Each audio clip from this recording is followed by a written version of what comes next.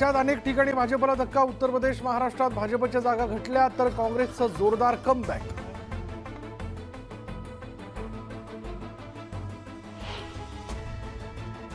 निवडणूक निकालानंतर भाजपच्या मुख्यालयात मोदींचं जोरदार स्वागत. मोदींवर कार्यकर्त्यांनी केली फुलांची उधळण.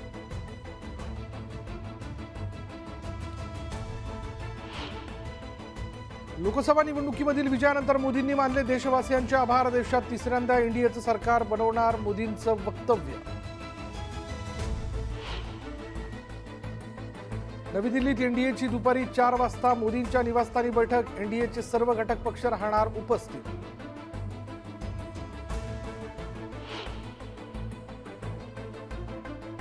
इंडिया आघाडीची मल्लिकार्जुन खरगेंच्या निवासस्थानी बैठक. सत्ता स्थापनेच्या दाव्याबाबत निर्णय होण्याची शक्यता.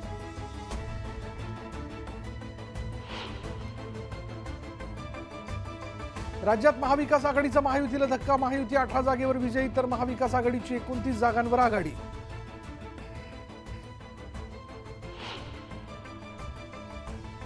जनतेनं ठाकरेंना ठरवलं मुंबईचं किंग. मुंबईतील 6 पैकी 5 जागांवर महाविकास आघाडीचा विजय.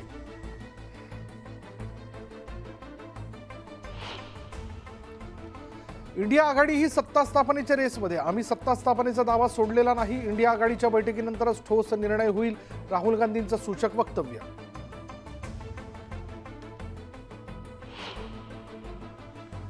सत्ता स्थापनेचा दावा केलाच पाहिजे. इंडिया आघाडीचा पंतप्रधान पदाचा उमेदवार आज ठरेल. उद्धव ठाकरेंचं वक्तव्य.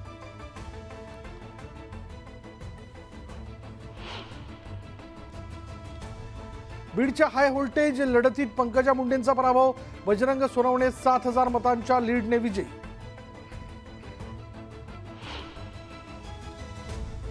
मुंबई उत्तर पश्चिम मतदारसंघात नाट्यमयरित्या उलटफेर. अमोल कीर्तीकरांचा 48 मतांनी पराभव.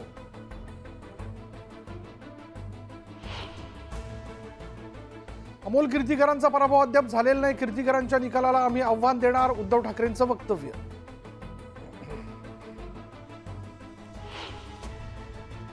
निवडणुकांच्या निकालानंतर उपमुख्यमंत्री देवेंद्र फडणवीसांनी बोलावली प्रमुख नेत्यांची बैठक. फडणवीस माध्यमांशी संवाद साधण्याची शक्यता.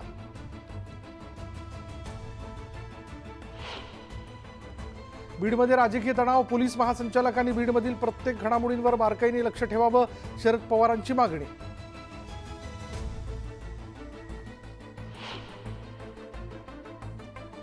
लोकसभेचा निकाल महाराष्ट्रातील विधानसभेसाठी प्रेरणादायी. चुकीचा मार्ग स्वीकारणाऱ्यांना जनतेनं धडा शिकवला.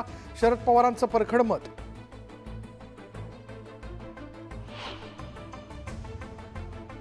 जळगावमध्ये स्मिता वाघ यांचा दणदणीत विजय. ढोल ताशांच्या गजरात कार्यकर्त्यांचा जोरदार जल्लोष.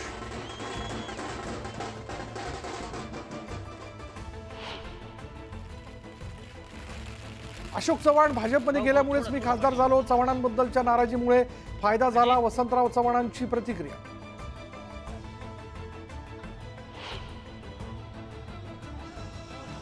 विशाल पाटलांच्या विजयानंतर सांगलीत जोरदार जल्लोष. गुलालाची उधळण करत विशाल पाटलांचं 21 फूट हार घालत जंगी स्वागत.